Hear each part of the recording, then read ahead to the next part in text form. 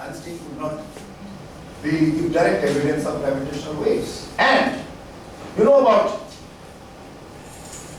Intergovernmental Panel for Climate Change? That's at the UN level.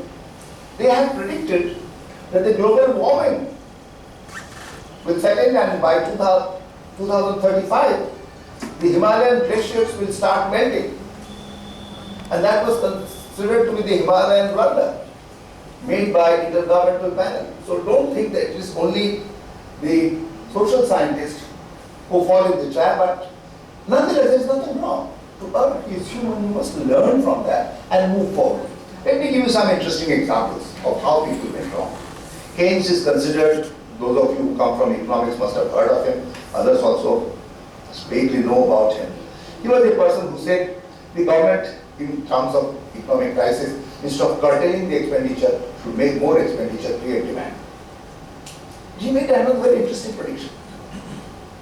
You know, Keynes said that in another 80 to 90 years, and it's exactly now, 2010, he said, people will not be working for more than 12 hours in a week. That's enough.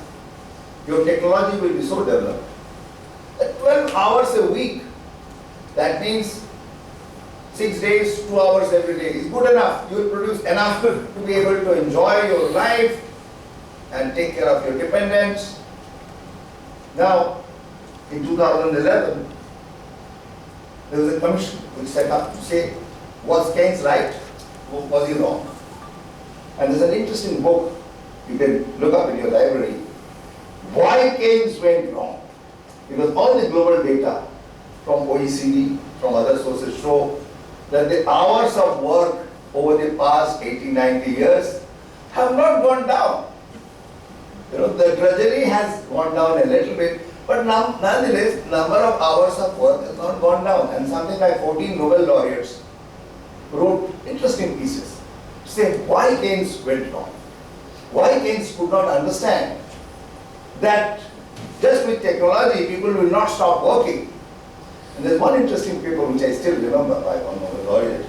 He says people are working today not because they really need to earn more money, they love work. They don't know the difference between work and pleasure. So they bring work at home and start working. So that's true for, I'm sure, many of us who don't know where to stop your work and where your pleasure begins, and you feel happier when you are working than on Saturday, Sunday, when the Ministry of Home Affairs might give you a bag and say, do this and get this thing repaired. You know?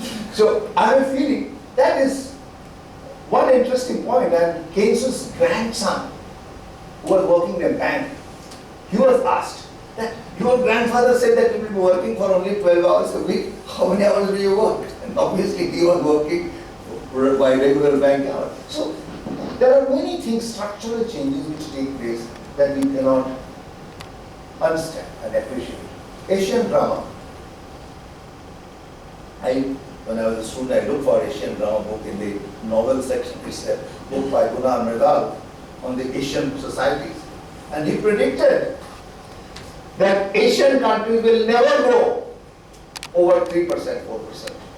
Because Asian countries are stuck with cultural and social and all kinds of caste system, ethnic conflicts are there.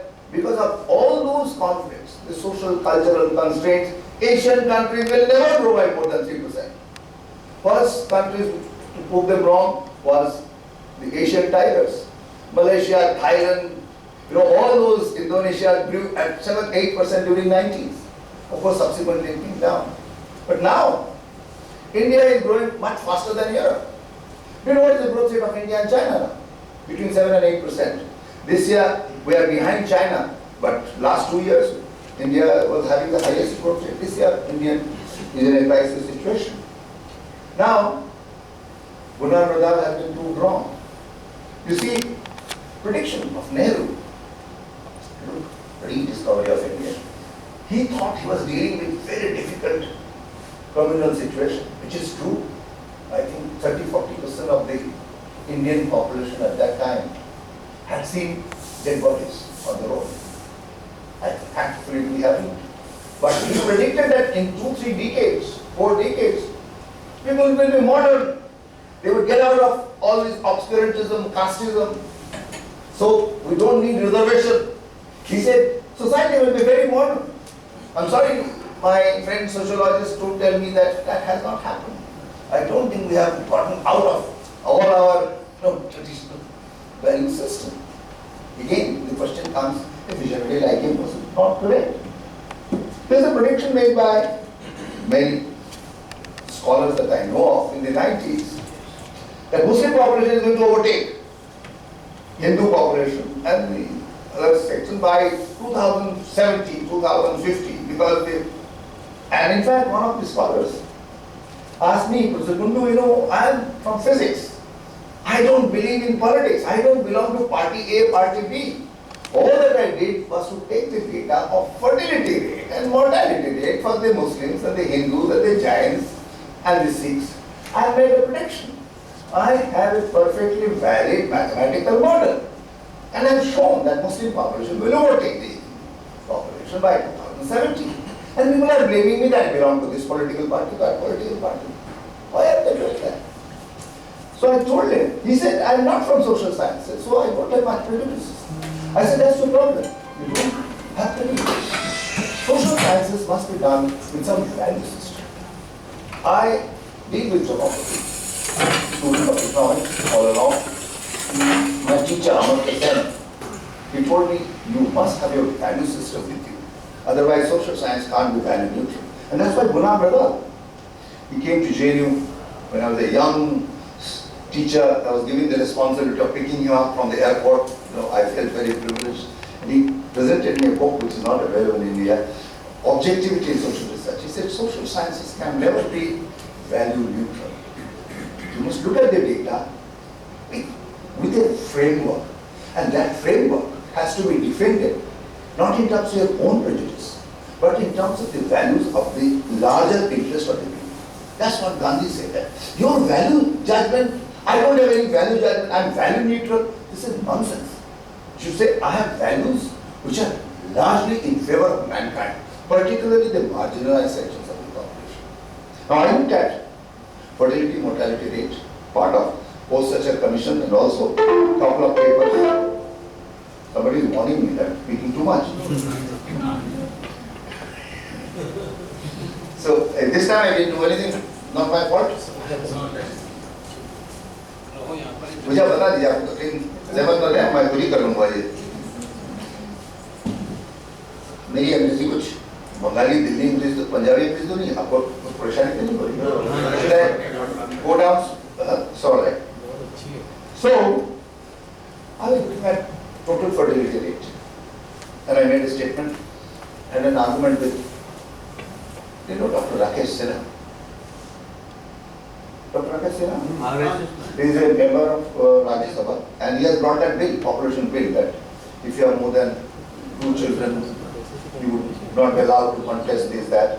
He is a very interesting person. I know him quite well and in fact, we have respect for each other. He comes often for discussion. But I told him, you are such a good researcher, you can look at the data. When you talked about population control is a priority, look at total fertility rate. 2017-18 has gone down to 2.2. We thought it would be 2.4, something like that. It was as high as 5 sometime at the time of independence. So a woman gives birth to 2.2 children, and out of them, some children will die. So a couple will be replaced by 2. Population will get stabilized within a couple of decades. We had thought that total fertility rate will not decline so dramatically. It has gone down dramatically. So, excepting 4 states, I don't have to name them, you know, other states in the south and in central India have more or less stabilized their population. These 4 states have high illiteracy rate, high level of poverty, and the process is on. Now suddenly to say, there's a massive, I know bringing down fertility will still remain a priority, but not at this scale, that this has to be pushed like this. And what about Muslim fertility rate? Again, I'm just talking about some of the predictions. Muslim fertility rate is the highest in the country. Compared to the Hindu fertility rate, it's much higher. Even compared to scheduled caste and scheduled tribe fertility rate, Muslim fertility rate is higher. But look at the data from NFHS 1, National Family Health Survey 1, 2, 3, 4. The maximum decline that has taken place is for the Muslim fertility. There is a trend towards convergence. In fact, Mr. Sinha did mention that 72 districts which have very high fertility, like PFR 4, should be targeted. And it's true that these are the districts where special attention needs to be given, and these districts do not have 14% population, Muslim population, which is the average for the country. These are 30-40% population, Muslim population. But the issue is, if you target them, what are the factors which bring down fertility? I looked at the NFHS data. Give primary education to the Muslim woman. The fertility rate comes down much faster, even compared to SC. So there is no doubt about that Muslim fertility rate today in 2017-18 is higher. But there is a trend towards convergence. I'm simply saying the predictions need to be analyzed in a historical context. Just don't present data. And I'm not denying that yes, that needs to be addressed. It needs to be addressed to the proper policy parameters. Similarly, predictions of the elections. The election results went wrong. Everywhere. All the TV channels before 2-3 months of the election were saying results would be this, that, only before 7 or 10 days of the election. So again, all these psychological predictions can go wrong. So there is nothing wrong. My submission to you is that there is nothing wrong if your natural science predictions go wrong. As a head of an institution, you can't do anything other than keeping your minds open. Create institutions within your system so that the recent developments are fed into your academic program, are fed into your research. And that's why, what are the lessons we have learned? I personally believe there has to be greater respect for history. I've never been a student of history in a formal sense, but history is important. As I said, look at NFHS data and try to get a conclusion. That will be wrong. You look at present situation, make predictions about Indian politics. That will be wrong. You have to have historical data. Have you heard of black swan?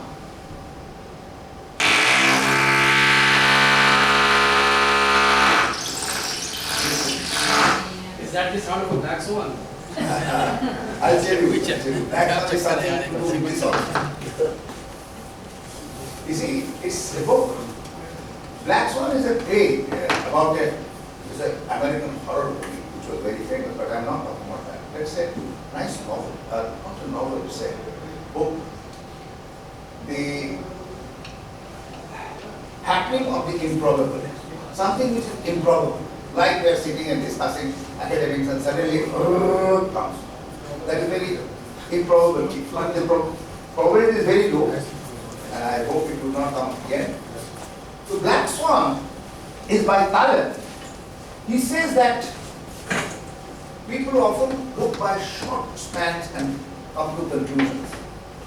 They don't take long-term data. They don't take the long-term data, and that's why they go wrong. And Taleb talks about the chicken. The chicken, जो नन्हा से जो बच्चा है, is fed by the owner of the poultry farm every day. And the chicken thinks the most generous person in the world is the man who feeds him every day. Because the chicken has a very short history. Doesn't know what happened to his or her father or grandfather. So, Black Swan is telling that in society, swans we always thought was white. Suddenly, you know that a black swan has emerged and the whole understanding changes. So, your theories should accommodate such recent improbable facts which come up, even in the contemporary social context, if you find something which is highly improbable happening, you're wanting to cater for that. So that is one thing that you must learn and we must learn from the economic crisis of 2008. Second, is that we should develop the capacity to communicate with people and other disciplines. Often I've seen many of my economist friends tell, oh, you won't understand, this is high-level econometrics. Absolutely not. Unless, after publishing an article in the Econometrica, we were talking about the rated journals, unless you can write a short piece in Times of India, Hindustan Times of